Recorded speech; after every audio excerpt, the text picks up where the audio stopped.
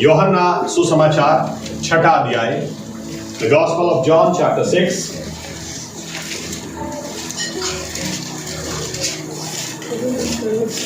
छप्पन से 56 से 68 तक, 56वीं आयत से लेकर 68 तक योहान 6:56 થી લઈ અને 68મી કલમ સુધી.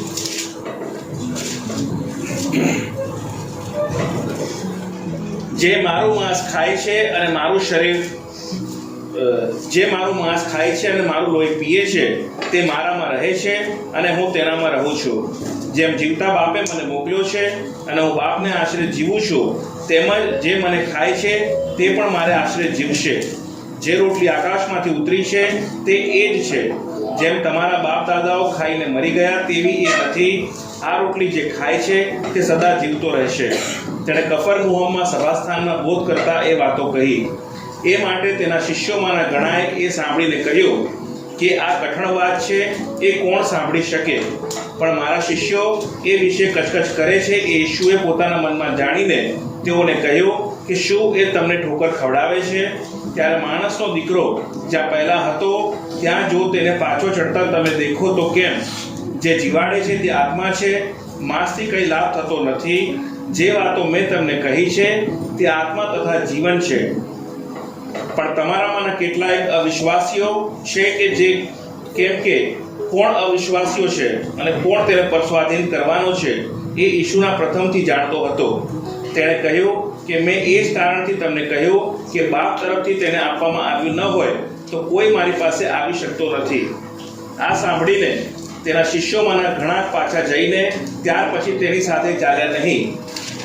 તે માટે ઈસુએ 12 શિષ્યોને પૂછ્યું કે શું તમે પણ જતા રહેવા ચાહો છો? સિમોન પીતરે તેને ઉત્તર દીધો કે પ્રભુ, અમે કોની પાસે જઈએ? અનંત જીવનની વાતો તો તારી પાસે છે. आइए दुआ करें. हमारे जीवित परमेश्वर प्रभु यीशु मसीहा, हृदय की गहराई से हम आपको धन्यवाद देते हैं क्योंकि प्रभु यीशु मसीह आपने आपके वचन हमें दिए हैं. आसमान और पृथ्वी का चले जाना आसान है, लेकिन इन वचनों को वचन अधूरे छूट जाए ये मुमकिन ही नहीं. ऐसे वचन आपने हमको दिए हैं, हम धन्यवाद देते हैं. हमारी प्रार्थना है प्रभु यीशु मसीह, आप पवित्र आत्मा को हम पर उंडेल दें और पवित्र आत्मा इस वचन की सच्चाई में हमें लेकर जाएं ताकि वचन की सच्चाई हमें मुक्त कर दें प्रभु यीशुआ. और प्रभु यीशु मसीह हमें हमारी आंखों को आप खोलें ताकि हमें ज्ञान, बुद्धि, समझ और प्रकटीकरण की आत्मा मिले, ताकि आपकी बातों को आपके नजरिए से हम समझने पाए, ताकि प्रभु यीशुआ हम और भी बदलते चले जाएं और बदले हुए जीवनों से आप ही को महिमा देते चले जाएं. आप बोलें और महिमा आप लें. ये प्रार्थना प्रभु यीशुआ मसीहा के नाम से हम करते हैं, साथ में कहेंगे आमीन. धन्यवाद प्रभु यीशुआ. बैठ सकते हैं जो है.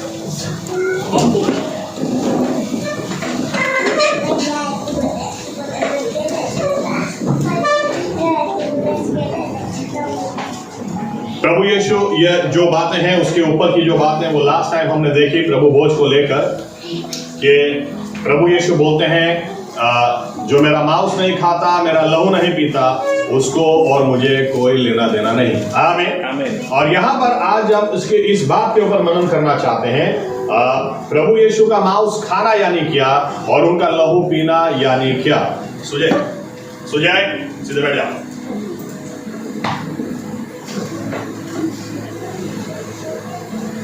प्रभु यीशु यूं बोलते हैं. चलो फिर से एक बार पढ़ते हैं. 56 देखो क्या लिखा है.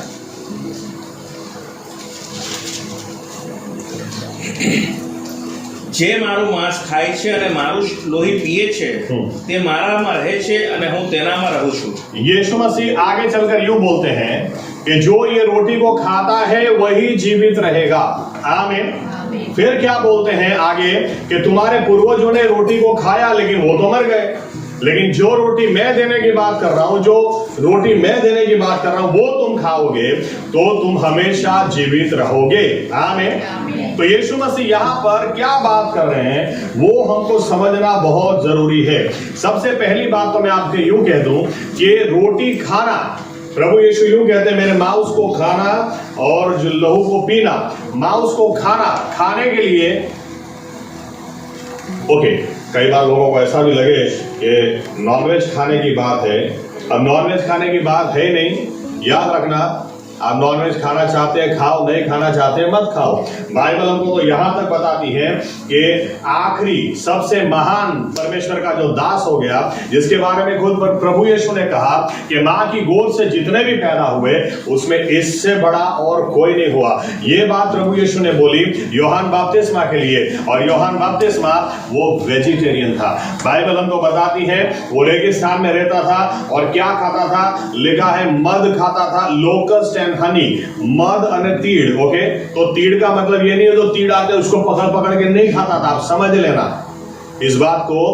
ओके, अच्छी तरह से या तो घर जाके गूगल में लिखना लोकस्ट। लोकस्ट क्या है, एक ककड़ी जैसी सब्जी आती है, वो खाता था। ओके, तीड़ नहीं, तीड़ उसको गुजराती में भी तीड़ ही बोलते हैं वो सब्जी को। आप गूगल में देखना लोकस्ट लिखो तो आपको पता चलेगा। देखो क्या मैं दिखाता हूं, चलो आगे आप या तो आपके फोन में निकाल दो, 1 मिनट, ऐसा मोबाइल अलाउ नहीं करते हैं, लेकिन लोकस्ट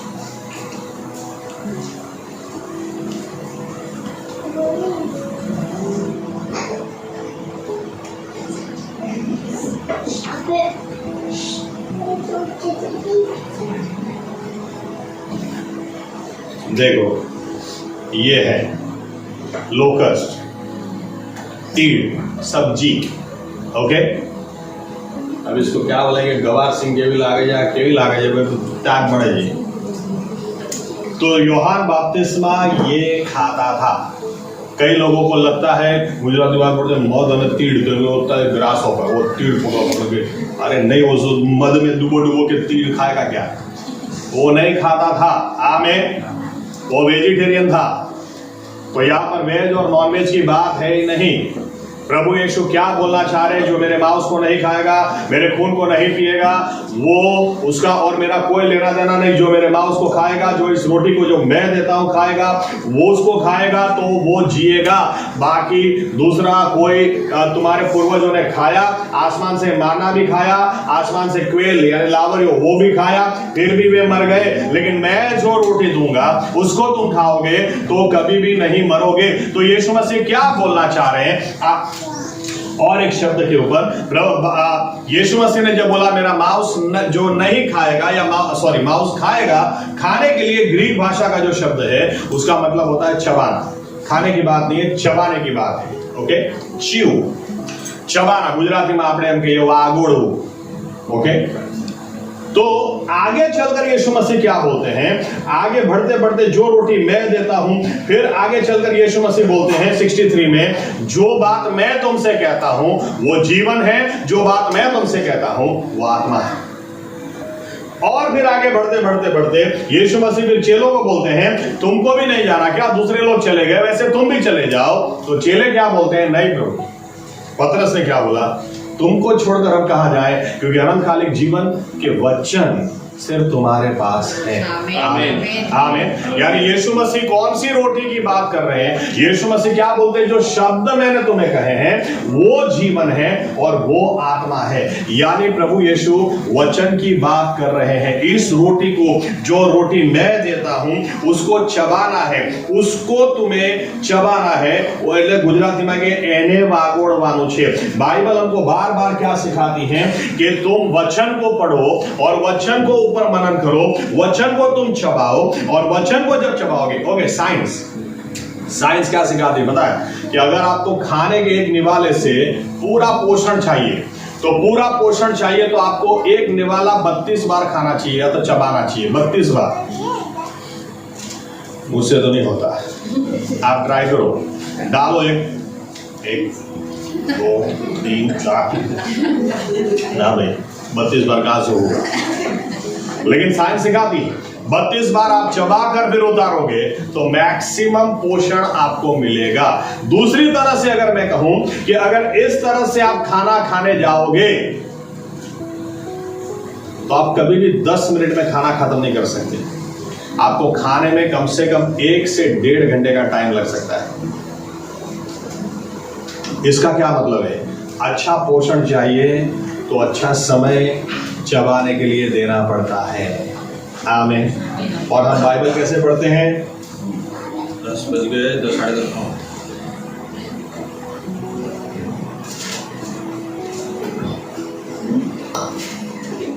अब क्या पोषण मिलेगा जब आप खाना इस तरह से खाओगे? तो क्या मिलेगा? आप खाना खाओ इस तरह से, देखो आपको क्या मिलता है। कुछ भी नहीं मिलेगा, ऊपर से इनडाइजेशन हो जाएगा। आमीन। अपचो થઈ જાય, गड़बड़ થઈ जाए। आमीन। क्योंकि पाचन करने के लिए चबाना जरूरी है। आमीन। आमीन। चबाना એટલે वागोड़ना। और हमारा बाइबल रीडिंग कैसा है पता? हम लोग कैसे पढ़ते हैं? तू मेरे आंखों की पुतली है, जो तुझे छुएगा मुझे छुएगा। तो प्रभु वो अभी भी कैसे घूम रहा है बाहर? हाथ पैर तोड़ो ना उसके, उसने छुआ है मुझे। ये हमारा बाइबल रीडिंग है। यानी वागोड़वानु बीजू चेक चाले। ओके, दिमाग में कुछ और ही चलता है। प्रभु यीशु ने क्या बोला ये भूल जाते हैं, लेकिन उसने ऐसा बोला था 5 साल पहले, वो अभी भी याद है।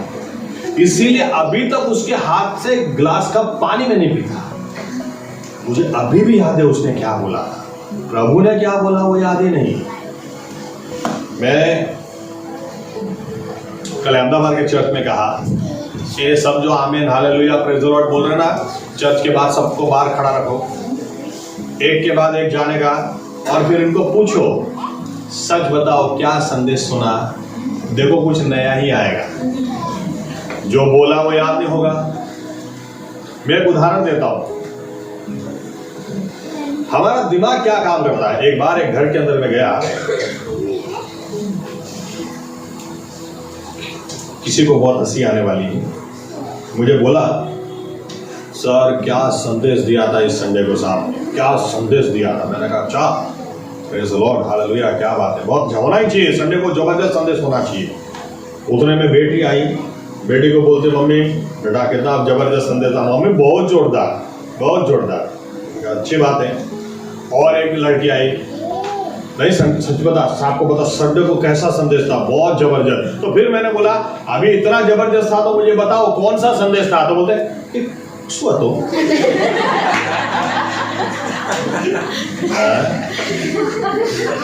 फिर आखिर में माँ ने बोला हाँ याद आया ये संदेश था। तो बेटी बोलते मम्मी वो पिछले के पिछले संडे था, ये संडे नहीं था। रुको ये संडे क्या था? अरे तो तुम लोग अभी मुझे बता रहे थे क्या संदेश था।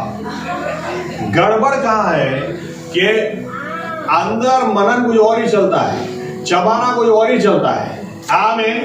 ये बहुत बड़ी गड़बड़ी है। इसीलिए विश्वासी व्यक्ति जितना आनंदित होना चाहिए, जितना मजबूत होना चाहिए, जितना क्या बोलते हैं आत्मिक तौर से दूसरों की मदद करने वाला होना चाहिए, उसकी प्रार्थना के जवाब बड़े बड़े अद्भुत रीति से आने चाहिए, उसकी बजाय उल्टा ही कुछ चलता है। चर्च में भी लोग आते हैं ना, तो चर्च में भी किसी को समझाने भेजो, इनको देखो इनका काउंसलिंग दो, किसी को समझाने भेजो, देखो ऐसे झगड़ा मत करो, हम सब मसीह में भाई बहन हैं, यीशु मसीह हमारा पिता है, वो लहू से ये सब इतनी अच्छी काउंसलिंग करेंगे, लेकिन खुद चर्च के अंदर जैसे आएंगे ना इसके बारे में तो इधर क्या हो गया भाई। दूसरों बताने के लिए सब भाई बहन हैं और चबाते क्या है। इसने मेरे को ऐसा बोला था ना, अभी भी मुझे याद है, कानो मात्रा रसोई दीर्घई कोमा सेमीकोलन फुल स्टॉप साथे आ। इसने मेरे को ऐसा बोला। जबकि यीशु मसीह क्या बोलते हैं, परमेश्वर का वचन इसको चबाओ। आमीन। इसको चबाओ। आज भी विश्वासी व्यक्ति 10 साल के बाद क्यों वैसा का वैसा है? क्योंकि ये वचन सिर्फ पढ़ते हैं। आप पूछोगे ना मसीह व्यक्ति को बाइबल पढ़ते हो? यस। चबाते हो? तब वो तो क्या है, हाथी के दांत दिखाने की ओर होते, चबाने की ओर। हम पढ़ते ये है लेकिन चबाते कुछ और है। तीसरी बार लोग क्या बोलते हैं, बाइबल याद नहीं रहता है, पढ़ते तो है याद नहीं रहता है। अच्छा कल ही एक माँ आके मुझे बोलती है पास्टर साहब मेरे बेटे के लिए आप प्रार्थना करो, इसका दिमाग नहीं चलता है। मैंने कहा अच्छा पिक्चर के गीत याद रहते? लड़का दिमाग तो चलता है, सब चलता, लेकिन दूसरी दिशा में चलता है। आमीन। आमीन। आप कभी होटल में जाओगे ना, बड़ी होटल में नहीं, ढाबे के ऊपर जाओगे, वहां पर मैं कई बार आश्चर्यचकित हो जाता हूं। वो लड़का जिसने स्कूल में पढ़ाई नहीं की इसलिए यहां पे काम कर रहा है, उसका दिमाग देखो आप, उसका दिमाग, आप उसको बोलोगे 2 रोटी बटर चिकन लाना, वो बोलेगा पालक पनीर और 4 रोटी लाना, सबको बराबर वो लाके देगा। यानी दिमाग तो चलता है, वो खाली पढ़ने में नहीं लगा है।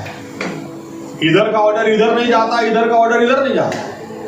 इसने बोला तला हुआ पापड़ चाहिए, इसने बोला सेका हुआ चाहिए, इसको तला हुआ ही देगा, इसको वही देगा। दिमाग बराबर ही चलता है। आमीन।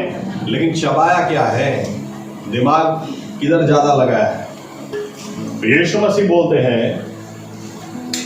कि मेरे वचन वो जीवन है, वो आत्मा है, लेकिन इसको तुम चबाओगे, इसको जो रोटी मैं देता हूं उसको चबाना, उसके ऊपर मनन करना, तो तुम्हें जीवन मिलेगा, तो तुम आत्मा से भरोगे, और तो तुम्हें समझ में आएगा कि पतरस की तरह के अनंतकालिक जीवन के वचन सिर्फ मेरे पास है और किसी के पास नहीं। आमीन आमीन। आइए 2 उदाहरण हम वचन से देखते हैं। सबसे पहला, यहोशुआ को परमेश्वर ने क्या बोला। यहोशुआ 1, 7, 8 और 9। यहोशुआ 1, 7, 8 और 9।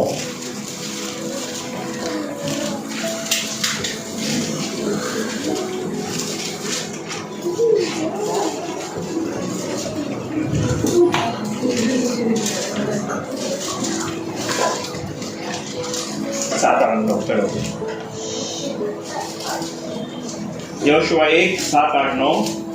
પણ મારા સેવક મૂસાએ જે સર્વ નિયમો તને ફરમાવ્યા તે પ્રમાણે સંભાળીને કરવા સારો, બળવાન તથા બહુ હિંમતવાન થા, તેમાંથી જમણી કે ડાબી ગમ ફરતો ના, એ માટે કે જ્યાં કંઈ તું જાય ત્યાં તું ફતેહ પામે। એ નિયમ શાસ્ત્ર તારા મોંમાંથી જાય નહીં, પણ દિવસે તથા રાત્રે તેનું મનન કર કે તેમાં જે બધું લખેલું છે તે તું કાળજીથી પાડે, કારણ કે ત્યારે જ તારો માર્ગ આબાદ થશે અને ત્યારે જ તું ફતેહ પામશે। यहोशुआ की आप परिस्थिति समझने की कोशिश करो। मूसा जो परमेश्वर का महान सेवक था, बहुत ही महान सेवक, वो अभी नहीं रहा।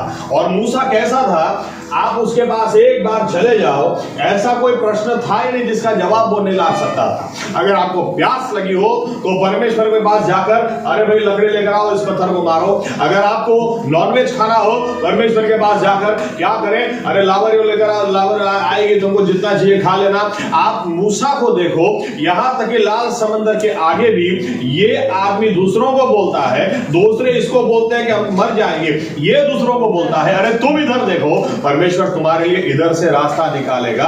अगर आप पूरी कहानी ध्यान से याद करो तो आपको समझ में आएगा कि मूसा के बिना कैसे जीना, मूसा के बिना एक कदम आगे कैसे बढ़ना, क्योंकि अब मूसा नहीं रहा। लेकिन परमेश्वर ने यहोशुआ को क्या बोला, यहोशुआ को यूं बोला, यहोशुआ जैसे मैं मूसा के साथ में था वैसे ही मैं तेरे साथ में हूं। आमीन। लेकिन उसके आगे चलकर परमेश्वर ने यूं कहा कि जो नियम शास्त्र मूसा को मैंने दिया, यहोशुआ उसको तू पढ़ना। नियम शास्त्र अच्छी तरह से लिखा है, ना दाएं जाना ना बाएं जाना, यानी अच्छी तरह से पढ़ना। आमीन। बहुत अच्छी तरह से पढ़ना, और नियम शास्त्र तेरे मुंह से ना जाए, यानी तू इसको ओके। और एक शब्द मेडिटेट, मनन करना। दाऊद क्या बोलता है परमेश्वर को पता है, मेरे हृदय का, मेरे मन का जो मनन है वो भी तेरी हजूरी में मान्य हो, स्वीकार पात्र हो। यानी मेरे अंदर क्या चल रहा है वो भी प्रभु यीशु तुझे स्वीकार हो, ऐसा मनन मैं करूं। आमीन आमीन आमीन। मनन का मतलब ऐसा नहीं है सोचना। कल एक पति अपने पत्नी को लेकर आया प्रार्थना कराने के लिए, पास्टर साहब मैंने कहा क्या तकलीफ है, तो वो कुछ नहीं ऐसे हंस रही है। मैंने बोला अरे बोलो तो सही क्या तकलीफ है, तो मैं प्रार्थना कराऊंगा। तो ये क्या बोलते हैं, साहब सोचती बहुत है, दिन रात सोचती रहती है। तो मैंने कहा देखो बहन, दिमाग है ना तो सोचना तो है ही, लेकिन क्या सोचना, परमेश्वर क्या बोलता है, उसके वचन को पढ़ो, उसके ऊपर सोचो। आमीन आमीन। कई लोग बैठे बैठे, क्योंकि सोचना का क्या मतलब है, वापस वागुड़ू, ओके, चबाना, क्या चबाते हैं? बाइबल पढ़ना नहीं है सिर्फ, हम फेथ चर्च बड़ौदा थोड़ा जागरूक हो जाए। बाइबल पढ़ना है और इसके ऊपर मनन करना है, इसी को चबाना है, क्योंकि खाने को चबाओगे तो ही खाने से पोषण मिलता है और तो ही खून बनता है। आमीन। अभी सिर्फ बाइबल अगर आप पढ़ते हैं तो बाइबल पढ़ना बंद कर दें, लेकिन आप इसको चबाना शुरू करें, आप दिन रात इसके ऊपर सोचना शुरू करें। बाइबल कहती है भजन संहिता 1 अध्याय के अंदर में लिखा है कि जो दिन रात परमेश्वर के वचन के ऊपर वचन से हर्ष पाता है और उसके ऊपर सोचता है और उसके ऊपर कदम उठाता है, वो नदी के पास गाड़े गए पेड़ के समान होता है। ऋतु कितनी बदल जाए लेकिन वो हरा भरा रहता है। आमीन आमीन। तो परमेश्वर के वचन को सिर्फ पढ़ना नहीं, लेकिन वचन के ऊपर मनन करना है। अभी इसलिए यहोशुआ को देखो परमेश्वर ने क्या कहा। परमेश्वर को पता था कि बहुत मुश्किल परिस्थिति है और यहोशुआ अगुवाई कैसे करेगा। अगर आप अच्छी तरह से बाइबल पढ़ोगे तो आपको एक बात समझ में आएगी कि यहोशुआ बहुत ही अधूरा था। यहोशुआ एक बार परमेश्वर ने 70 वडीलों को नियुक्त किया और परमेश्वर ने जब उनको ऊपर अभिषेक उंडेला, पवित्र आत्मा को उंडेला, यहोशुआ जाकर मूसा को क्या बोलता है? यहोशुआ जाकर मूसा को यूं बोलता है कि देख 68 लोग तो आए छावनी में, उनके ऊपर पवित्र आत्मा उतरा है, वे भविष्यवाणी कर रहे हैं, लेकिन 2 व्यक्ति तंबू में हैं और वहां पर भविष्यवाणी कर रहे हैं। वो तंबू वहां पर छावनी में नहीं आए, तू जा इसी वक्त उनको रोक, उनको मना कर। मूसा है ना डांटता है। ओरिजिनल हिब्रू भाषा में क्या शब्द है पता है? वहां पर ओरिजिनल हिब्रू भाषा में शब्द है, मूसा डांटते हुए बोलता तू ईर्ष्या मत कर। क्योंकि यहोशुआ को कहीं ना कहीं ऐसा था कि एक व्यक्ति को चुना, दूसरे को चुना, मेरा तो नंबर आएगा, मेरा तो नंबर आएगा। मिस्र से निकलने के बाद सबसे पहली लड़ाई लड़ने के लिए मैं गया था। सबसे पहली लड़ाई जहाँ मूसा, हारून और हूर पर्वत के ऊपर प्रार्थना कर रहे थे, नीचे मुझे अगुवाई दी थी, अमलेख के सामने मैं लड़ाई करने गया था, मेरा तो नंबर आएगा। आप सोचो 70 नाम नियुक्त किए गए, उसमें से एक भी नाम, एक भी बार यहोशुआ का उल्लेख नहीं हुआ। इसलिए हो सकता है यहोशुआ के अंदर जलन थी, मेरा नाम तो आया नहीं और 2 व्यक्ति छावनी में है, वहां पर वो लोग भविष्यवाणी कर रहे हैं। मूसा ने उसको डांटते हुए बोल दिया, जब वहां पर अगर परमेश्वर ने उंडेला है तो वहां पर भी उनको बोलने दे, तू रोक मत। और वहां पर शब्द का इस्तेमाल किया, तू ईर्ष्या मत कर। कई बार हम ईर्ष्या करते हैं दूसरों की, भूल जाते हैं कि प्रभु यीशु की मर्जी हमारे लिए कुछ अलग ही हो। यहोशुआ को तब पता नहीं था तुझे 70 में से एक नहीं बनना भाई, 70 का बाप तुझे बनाना है। आमीन। मूसा के बाद उसकी जगह तुझे देनी है। आमीन। लेकिन अब आप सोचें कि आपके पास कोई भी समस्या हो, यहोशुआ के पास कोई नहीं आता। समस्या है तो 70 वडीलों के पास आपको जाना है। अगर वहां पर हल नहीं मिला तो मूसा के पास जाना है। यहोशुआ के पास आने की बात ही नहीं है। और अब यहोशुआ को परमेश्वर ने सब कुछ सौंप दिया। अब यहोशुआ करे तो कैसे करे, लेकिन परमेश्वर ने क्या कहा, यहोशुआ ये वचन तुझे तैयार करेगा। जो बुलाहट मैंने तुझे दी है उसके लिए और कोई तुझे तैयार नहीं करेगा। जो नियम शास्त्र मूसा को मैंने दिया, जो नियम शास्त्र मूसा को दिया, उसको तो उठाना, उसको तो पढ़ना, और जब उसको तो पढ़ेगा तो तुझे पता नहीं चलेगा कि तू कितना बदलता चला जाएगा। तू जहां कदम रखेगा तू आशीषित होगा। एक इंसान तेरे सामने खड़ा नहीं होने पाएगा, टिक नहीं पाएगा, और तू जो कुछ करेगा उसमें तू सफलता पाएगा। आप सोचें यहोशुआ, इसीलिए यहोशुआ को आप देखो जो एक समय न 70 में से एक था, जो एक समय प्रश्न कर रहा था कि क्यों मुझे नहीं चुना गया, या क्यों उनके ऊपर आत्मा उंडेला, मेरे ऊपर नहीं। यहोशुआ को अभी किसी से फरियाद नहीं है। यहोशुआ ने दिन रात वचन पढ़ना शुरू कर दिया। दिन रात जो परमेश्वर ने कहा था उसको पढ़ना शुरू कर दिया। आपको पता है जब आप वचन पढ़ते हैं और इस वचन को जब चबाते हैं, वचन के ऊपर मनन करते हैं, वचन को मुंह से आप बाहर निकालते हैं, बाहर से मुंह से बाहर वचन ही निकलता। हमारा कैसा है पता है, यहोवा मेरा चरवाहा है, मुझे किसी चीज की घटी नहीं होगी। लेकिन प्रभु मुझे तो घटी है, क्या करें।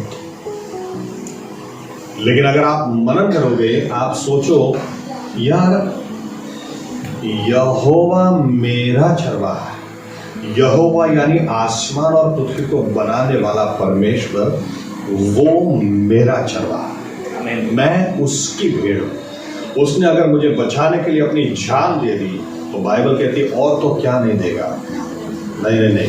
आमीन। अगर आप इस तरह से पढ़ोगे, इस तरह से मनन करोगे तो आपके मुंह से ये निकलेगा कि बहुत बड़ी गवाही खड़ी होने वाली है, क्योंकि मेरा परमेश्वर वो मेरा चरवाहा है जो मेरे लिए अगर अपनी जान दे सकता है तो अपने बड़े हुए हाथों से मेरे लिए और बड़े काम भी करेगा। आमीन आमीन। आमीन आमीन। यहोशुआ, इस वचन को तो पढ़ना, इस वचन के ऊपर तुम मनन करना, इस वचन को तुम मुंह से बाहर निकालना। और आप देखो यहोशुआ का जीवन, आप देखो आगे इतना बदल गया ये इंसान। ये मूसा के पहले कहीं दिखाई नहीं दे रहा था, लेकिन मूसा के जाने के बाद जब परमेश्वर ने उसको वचन दिया तो वचन से ये इतना तैयार हुआ कि बाइबल यूं कहती है, एक दिन अचानक वो अपने लोगों से क्या बोलता है, देखो कल हमको यर्दन के इस पार से उस पार जाना है, तो चिंता मत करो, आज प्रार्थना करते हैं, आज अपने आप को शुद्ध करते हैं और लेवी लोग अहद का संदूक करार को लेकर वो पानी में खड़े रहेंगे तो उधर आइजलोन से भाव रुक जाएगा। अरे ऐसा कैसे तुम्हारे पास विश्वास आ सकता है कि बाइबल कहती है सही में ऐसा हो गया। और मैं तो कल्पना करता हूं, लिखा जैसे लेवियों ने नदी में पानी रखा, आइजलोन से कितने आगे से परमेश्वर ने बहाव वहां से रोक दिया। अब लाल समुद्र की बात तो समझ में आती है कि दो साइड पानी की दीवार है, आप बीच में से चल के जा रहे हो, लेकिन मैं कल्पना करता हूं क्योंकि ये तो नदी का बहाव है, अगर इधर दीवार खड़ी भी कर दी तो भी ऊपर से पानी आ नहीं सकता क्या? तो क्या हो रहा था, दीवार और बड़ी बड़ी बड़ी और बड़ी होती चली जा रही थी क्या? बाइबल कहती है इन्होंने आराम से इस पार से उस पार किया क्योंकि वहां पर परमेश्वर ने बहाव रोक दिया। आमीन। यहोशुआ को एक बार भी हम नहीं देखते हैं, यूं कहते हैं काश मूसा होता ना, तो जिसने लाल समुद्र से रास्ता निकाला वो इधर से भी निकालता। अब उसको फर्क नहीं था, वो बोलता रास्ता निकलेगा। आमीन। कैसे ये बदल गया? क्योंकि वचन जो परमेश्वर ने दिया था, परमेश्वर ने और कुछ नहीं दिया, यहोशुआ को यहोशुआ बनाने के लिए वचन दिया। आमीन। और कहा इस वचन को तो पढ़ना, इस वचन के ऊपर मनन करना और इस वचन को मुंह से बाहर निकालना। आप देखो यरीको के लिए परमेश्वर यूं बोलते हैं, 6 दिन तुम एक बार गोल गोल घूमोगे, 7वें दिन 7 बार घूमोगे, और जब 7वें दिन 7 बार घूमोगे नरसिंगे को बजाना, जोर से आवाज लगाना, यरीको तुम्हारा हो जाएगा। एक बार भी यहोशुआ बोलता है प्रभु करेगा, ऐसा होता होगा क्या? लेकिन जब आप बाइबल पढ़ते ना और इसके ऊपर मनन करते हैं तो सबसे पहली बात क्या होती है, आप आपके परमेश्वर को जानने लगते हैं। आपको समझ में आता है इंसान को यह नामुमकिन है, लेकिन इस परमेश्वर को सब कुछ मुमकिन है। आमीन आमीन आमीन। एक बार भी वो परमेश्वर से यूं नहीं बोलता, यहां तक कि लड़ाई करते करते, एक जगह लिखा है लड़ाई करते करते बोलता है सूरज रुक जा, अभी हमारा बाकी है। तो सूरज रुक भी गया, लिखा है। सूरज से कौन ऐसे बात करता है? यहोशुआ यहां से यहां कैसे आया? परमेश्वर के वचन को लेकर।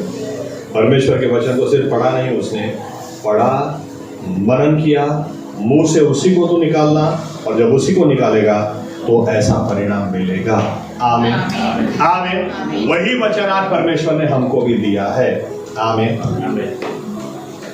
हम सिर्फ बाइबल नहीं पढ़े, थोड़ा अच्छा समय निकालो वचन के साथ। कई बार लोगों की फरियाद है, ओके चलो गवाही के द्वारा मैं बोल देता हूँ। गवाही में मैं कब से याद कर रहा था एक बात, बहुत कुछ रह जा रही है, लेकिन मैं सूरत में जब लास्ट वीक गया तो सैटरडे एक जगह पर मुझे बुलाया गया था बोलने के लिए। बाइबल स्टडी थी एक जगह, और दूसरे चर्च के लोग हैं लेकिन मुझे जानते हैं तो मुझे बुलाया। अब बहुत अद्भुत मीटिंग रही, बहुत ज़बरदस्त मीटिंग रही वहाँ पर, और मैं प्रार्थना भी कर रहा था किस विषय पर बोलूँ। प्रभु यीशु ने मेरे दिल में बात रखी, धन्यवाद के ऊपर बोल, और फिर भी मैं सोच रहा था उसी के ऊपर बोलूँ किसी और विषय पर। लेकिन जब हम जाकर बैठे तो पहला ही गीत उन्होंने जो गाया वो ये गाया, जब तेरे कार्यों को मैं स्मरण करूँ तो अपने मुंह को कैसे मैं बंद रखूँ कि तूने मेरे लिए क्या कुछ नहीं किया।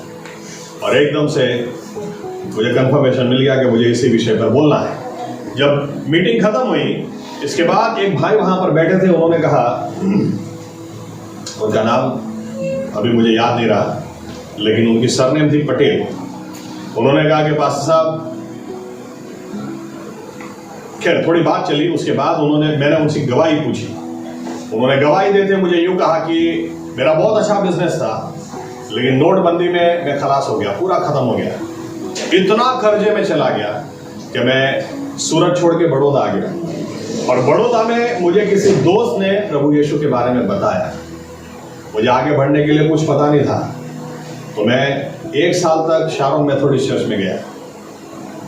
वहां पर जाने के बाद मुझे ऐसा हुआ कि आज मेरी जवाबदारी है कि मेरे परिवार में लोग यीशु मसीह के बारे में जाने, और मैंने तो कुछ गलत किया नहीं, तो मैं क्यों भागूं। मैं सूरत वापस आ गया और सूरत आकर इधर CNI चर्च है, वहां पर जाना शुरू किया।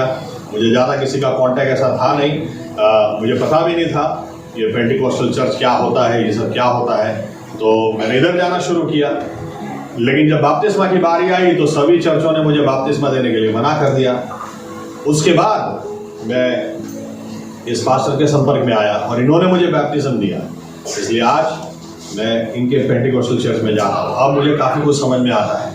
लेकिन उन्होंने मुझे कहा कि पास्टर साहब, मैं बड़ौदा में रहा, सूरत में रहा, मैं आज कोई पास्टर ऐसा नहीं है जो मुझे नहीं जानता। मैं अहमदाबाद भी कितने लोगों को मिलकर आया, सारी जगह एक बात मैंने देखी, जवान लोग बाइबल नहीं पढ़ते क्योंकि इनको समझ ही नहीं आता है। मैं आपको नहीं जानता हूँ, लेकिन आपका इतना प्रचार सुन के मुझे इतना तो समझ में आ गया कि इस विषय पर आप अच्छा समझा सकते हैं। तो मेरी इच्छा है, मैं एक मीटिंग करने जा रहा हूँ। अगर जगह नहीं मिली तो जूम पे करेंगे, कम से कम 500 जवान उसमें होंगे, और ये विषय यही रखना है कि बाइबल पढ़ो, जवान लोग बाइबल पढ़ो, बाइबल पढ़ो, बाइबल पढ़ो। बोलते आज मेरा बहुत बड़ा बोझ है कि मुझे अपने परिवार को मसीह में लाना है, लेकिन दूसरा बोझ मुझे ये है कि अपने हर जवान बाइबल पढ़ता होना चाहिए। तो इसके लिए क्या आप मेरी सहायता करेंगे? मैंने कहा जरूर, अगर जूम पर रखोगे, मीटिंग भी रखोगे।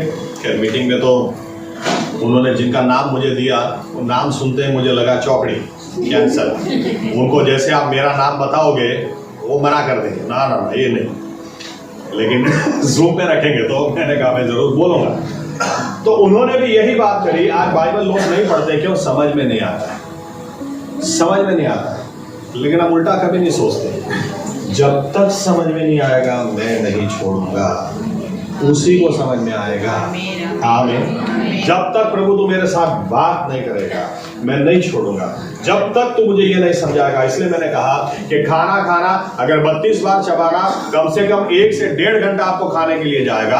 अगर आप 10 मिनट खाओगे, 10 मिनट में खा लोगे, 10 मिनट में खा लोगे, तो ऐसा ही शरीर रहेगा। लेकिन इसीलिए आत्मिक जीवन में अच्छा टाइम बिताओगे। आज नहीं तो कल समझ में आएगा, लेकिन आएगा ही, क्योंकि परमेश्वर ने, यीशु मसीह ने कहा मेरा वचन जो चबाएगा उसमें जीवन आएगा। आमीन, आमीन।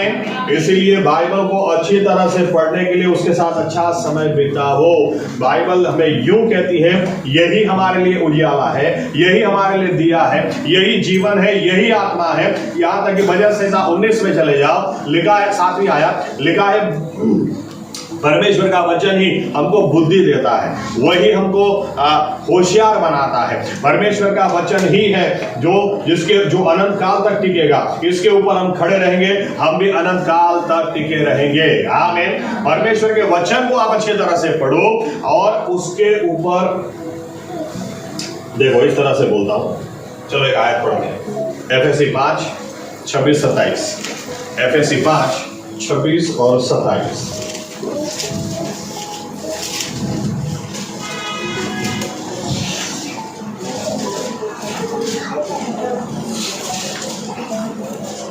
એ સારું કે વચન વડે જળ સ્નાનથી શુદ્ધ કરીને ખ્રિસ્ત મંડળીને પવિત્ર કરે, અને જેને ડાઘ કરચલી કે એવું કંઈ ન હોય, પણ તે પવિત્ર તથા નિર્દોષ હોય એવી મંડળી તરીકે પોતાની આગળ મહિમાવંતી રજૂ કરે। इन शॉर्ट बाइबल क्या बताती है?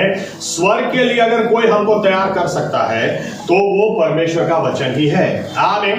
यही वचन है जो हर दाग को निकालता है, हर झुर्रियों को निकालता है। और आज लोग क्या करते हैं, वचन के साथ समय बिताने की बजाय सुबह शुरू कर देंगे अंकित साजवान, दोपहर को बजिंदर सिंह, शाम को अंकुर नारोला, और शाम को गेस्ट थे घर पे।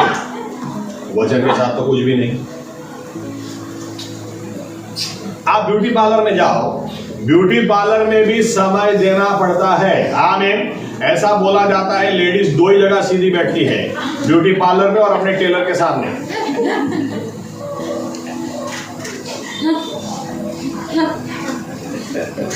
ब्यूटी पार्लर में आप कभी आपने किसी को ऐसा देखा नहीं होगा, मतलब 5,000 रुपया है कौन देता है? समय देना पड़ता है। आमीन। समय देना पड़ता है तो चेहरा बदलता है। आमीन। यहां पर बाइबल क्या बताती है? ये परमेश्वर ने अपना वचन दिया, ये ब्यूटी पार्लर है, दाग को निकालता है, झुर्रियों को निकालता है, लेकिन टाइम लगता है, देना पड़ता है। आमीन। 5 मिनट बाइबल पढ़ लिया, ये बात अभी निकाल दो, इसके साथ अच्छा समय बिताना शुरू करो। आमीन। आमीन। हमारा तो कैसा टाइम होना चाहिए पता है? हमारा टाइम ऐसा होना चाहिए, लोग पूछने चाहिए क्या हो गया, इतनी चमक कहां से आ गई, कौन सा ब्यूटी पार्लर? तो हमारे पास जवाब होना चाहिए, ना है कोई ब्यूटी पार्लर तो 2 महीने से नहीं गया, लेकिन ये ब्यूटी पार्लर है। मैं जब उठाता हूँ परमेश्वर मुझसे बात करता है, मुझे वचन समझ में आता है, और जब मैं मुंह से निकालता हूँ मेरी दुआएं जवाब लेकर आती है, नामुमकिन बातें भी मुमकिन हो जाती है, और वचन से मुझे और भी कॉन्फिडेंस मिलता है, वचन से मुझे और भी विश्वास आता है। सब छोड़ दें, लेकिन ये परमेश्वर मुझे कभी छोड़ेगा नहीं, ये कभी भी त्यागेगा नहीं। आमीन। आमीन।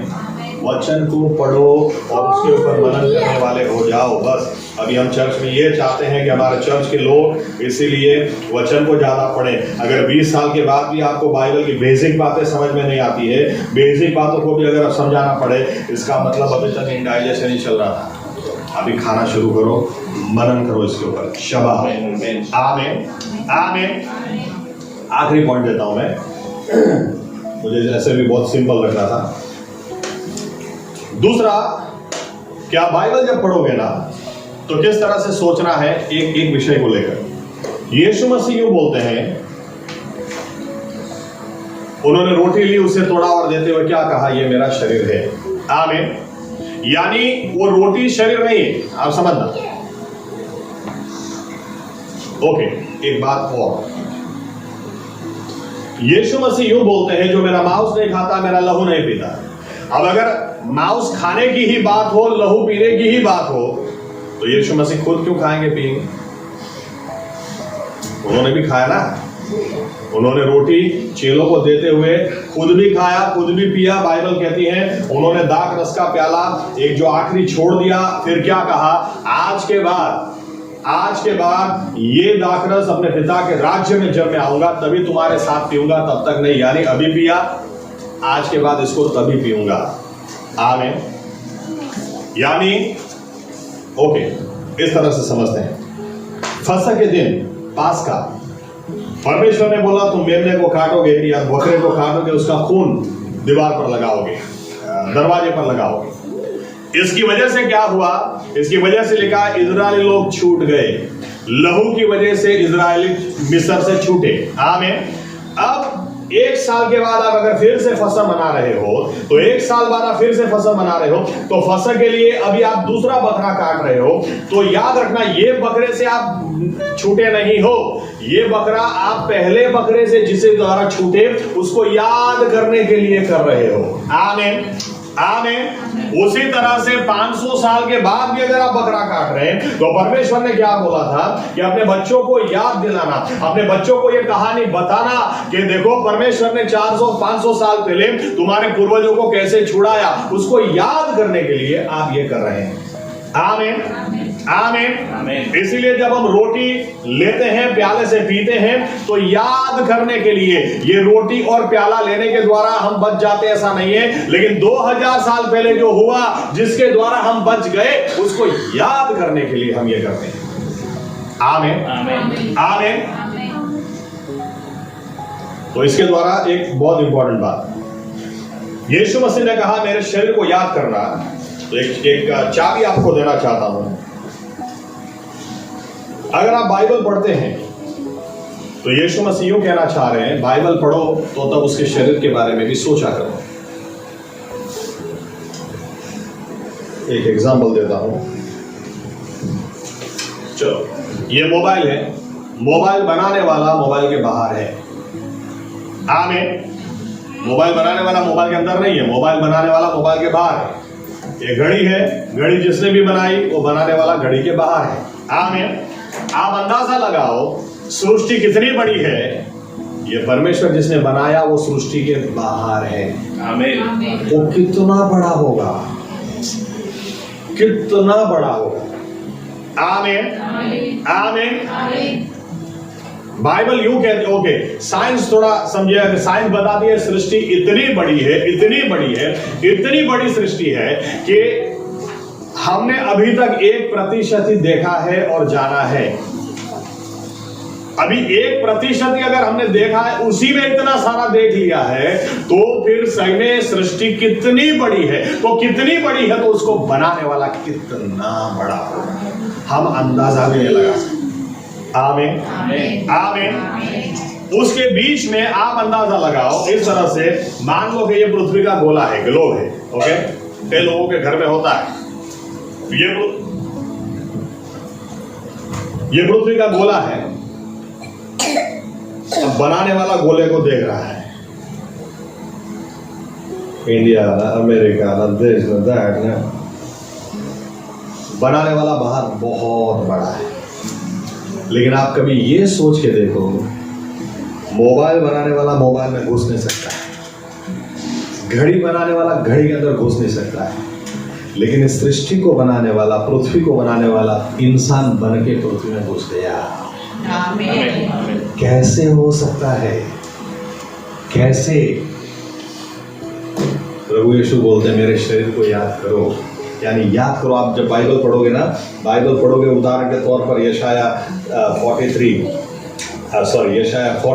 40 अध्याय अगर आप पढ़ रहे हैं कि साइंस हमको बताती है सिर्फ हमारी गैलेक्सी में ही 100 बिलियन स्टार्स हैं। 100 बिलियन का मतलब 100 के पीछे आप और 9 शून्य लगाओ, इतने सारे तारे सिर्फ हमारी गैलेक्सी में हैं। अगर ये सिर्फ हमारी गैलेक्सी में है तो कितने तारे होंगे सारी सृष्टि के अंदर। और बाइबल बताती है ये परमेश्वर एक एक तारे को नाम देकर बुलाने वाला परमेश्वर है। और तारों को नाम देकर बुलाने वाला परमेश्वर अगर इस सृष्टि के अंदर इंसान बन के चला है, ऐसा कैसे हो सकता है? आमीन। कैसे हो सकता है? और आप बाइबल पढ़ो तो उसके इंसान बनने के बारे में सोचो। आप सोचोगे ना तो आपका उसके प्रति का प्रेम एक अलग लेवल पे चला जाएगा। आप बार बार झुक जाओगे। आप बोलोगे प्रभु यीशु तो मेरी समझ के बाहर है, मैं समझ ही नहीं सकता। जिसने लाल समंदर के 2 हिस्से कर दिए, एक दिन वो खुद इंसान बन के चला है, वो खुद इजराइल के अंदर, यहां तक कि बाइबल यूं कहती है वो अपनों के बीच में आया, अपनों ने उसको नकार दिया, फिर भी वो आया। ऐसा कैसे हो सकता है? जो परमेश्वर, बाइबल यूं कहती है, अगर आप बाइबल पढ़ो, बाइबल के चिन्ह चमत्कार आप देखो, आप देखो किस तरह से परमेश्वर ने लाल समंदर के 2 हिस्से किए, किस तरह से यर्दन को रोका, बहाव को रोका, किस तरह से सूरज को थाम दिया। और वो परमेश्वर बाहर खड़े खड़े सब कुछ कर सकता है, लेकिन वो परमेश्वर इंसान कैसे बन सकता है? लेकिन बाइबल बताती है सिर्फ हमारे लिए वो इंसान बना, वो हमें कितना अच्छा था और कुछ नहीं। प्रभु यीशु इसलिए बोलते हैं मेरे शरीर को याद करो। आमीन। याद करो कि ये परमेश्वर इंसान बन के चला आया। इतना महान परमेश्वर इतना बड़ा इतना छोटा कैसे हो सकता है? जो जब हम छोटे बच्चे को देखते ना, पैदा होते तो बच्चे को जाकर मस्त हाल तो सुनिए हंस रहा है, रोया रोया, हम बच्चे को देख के इतना खुश हो जाते हैं। बाइबल बताती है परमेश्वर माँ के घर के अंदर इन बच्चों को बहुत ही अद्भुत स्वरूप और आकार देता है। लेकिन यही बाइबल हमको ये बताती है यही बच्चे किसी दिन जब पैदा हुए होंगे तो ये बच्चों के लिए माँ बाप ने पेड़े बांटे होंगे, लोगों को पार्टियां दी होगी, चुकरो तो यही लड़के एक दिन बड़े होकर यीशु मसीह के कपड़े उतार रहे हैं, वो कपड़ों को फाड़ रहे हैं, उनके शरीर के चिथड़े उड़ा रहे हैं। फिर भी ये परमेश्वर, बाइबल बताती है, चुपचाप उनके सामने खड़ा रहता है। उनके बनाने वालों के सामने खड़ा होकर वो वहां पर नंगा हो जाता है, वहीं पर उनके पास से गालियां खाता है, वहीं पर उनके हाथ से तमाम चाटे खाता है और फिर भी खड़ा रहता है क्योंकि वो उनको बहुत चाहता है। प्रभु यीशु बोलते हैं मेरे शरीर को याद करो, याद करो इस बात को। ईश्वर होने के बावजूद उसने ईश्वर होने के स्थान को पकड़े न रखा, लेकिन इंसान बनकर चला है। आमीन। ऐसा कैसे हो सकता है? इसीलिए वो हमें बहुत चाहता है। आमीन। पृथ्वी के बाहर खड़ा परमेश्वर, पृथ्वी को निहारने वाला परमेश्वर, सृष्टि को निहारने वाला परमेश्वर पृथ्वी के अंदर घुस गया सिर्फ हमारे लिए। आमीन आमीन। सिर्फ बाइबल पढ़ना बंद कर दो भी, बाइबल अच्छी तरह से पढ़ो, अच्छा टाइम इसके साथ निकालो, इसके ऊपर मनन करो, सोचो। कुछ समझ में नहीं आता 4 बार पढ़ो, प्रार्थना करो उस जगह, प्रभु यीशु समझ में नहीं आ रहा है, मुझे समझना है, मेरे साथ आप बात करो प्रभु यीशु।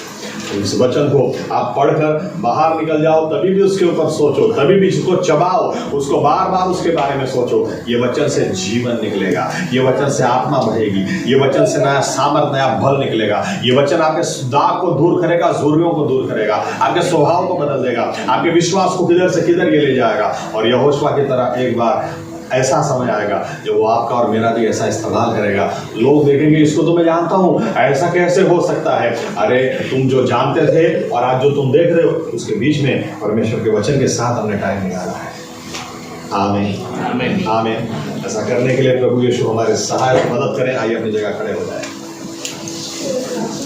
आइए निर्णय करें कि प्रभु यीशु मसीह आपके वचनों को सिर्फ पढ़ेंगे नहीं, अगर जो नहीं पढ़ते हैं तो पढ़ते हो जाए। जिन्होंने 50 बार निर्णय लिए होंगे कि नहीं प्रभु यीशु आपका वचन में पढ़ूंगा, और आज फिर भी नहीं पढ़ रहे, वो आज सही में सीरियसली निर्णय ले लें, प्रभु यीशु आज से मैं आपके वचन को सिर्फ पढ़ूंगा नहीं, पढ़ूंगा और उसके ऊपर मनन करूंगा, उसको चबाऊंगा, अच्छा समय आपके वचन के साथ में मैं बिताऊंगा, ताकि प्रभु यीशु मसीहा आपके वचन की आशीष इस तरह से मुझ में बहे, जीवन इस तरह से मुझ में बहे। जब अच्छा खाना खाते हैं, अच्छी तरह से खाते हैं, तो खून बनता ही है, एचबी बढ़ता ही है। अच्छी तरह से वचन पढ़ेंगे और इसको चबाएंगे तो ये हमें बदल के रख देगा। हम हरे भरे रहेंगे, किसी भी ऋतु में, कैसे भी समय में हम अच्छा फल देने वाले हो जाएंगे। बड़ी गवाहियां हमारे जीवन में होगी, बड़ा परिवर्तन हमारे जीवन में होगा, और लोग जब हमें देखेंगे तो वो भी आश्चर्यचकित हो जाएंगे, ऐसा कोई कैसे बदल सकता है। लेकिन हम तब कहेंगे परमेश्वर के वचन ने हमको बदल दिया, क्योंकि स्वर्ग के लिए सिर्फ वचन ही परमेश्वर ने दिया जो तैयार करता है, हर दाग को निकालता, हर झुर्रियों को निकालता है। ये ब्यूटी पार्लर, ये किट, ये है, समय तो उसके लिए निकालना ही पड़ता है। आइए निर्णय करें, प्रभु यीशु मसीहा के वचन के साथ हम समय बिताएंगे। जब समय बिताएंगे तो हम परमेश्वर को जानेंगे, तो हमारा विश्वास बढ़ेगा, तो हम आत्मा से और जीवन से भर जाएंगे। और हम भी एक दिन जब शैतान हमें विकल्प देगा, छोड़ दे प्रभु यीशु को, तब हम शैतान को नजर से नजर मिलाकर कहेंगे, तू निकल इधर से। अनंत कालिक जीवन के वचन सिर्फ यीशु मसीह के पास है, उनको कभी नहीं छोड़ूंगा, मैं उनको कभी छोड़ नहीं सकता। प्रभु यीशु मसीह, लोगों की बातों के ऊपर हम मनन न करें, इसने क्या कहा, उसने क्या कहा, इन बातों को हम ध्यान में न लें, लेकिन आप क्या कहना चाहते हैं, आपका वचन क्या कहना चाहता है, उस वचन के साथ हम अच्छा समय बिताएं। और आपने कहा, जो रोटी मैं देता हूं, अगर उसको तुम चबाओगे, अगर उसको तुम खाओगे, तो तुम जियोगे। प्रभु यीशु ऐसा ही हम सभी के साथ में हो। ये प्रार्थना हम प्रभु यीशु मसीह के नाम से करते हैं। आमीन।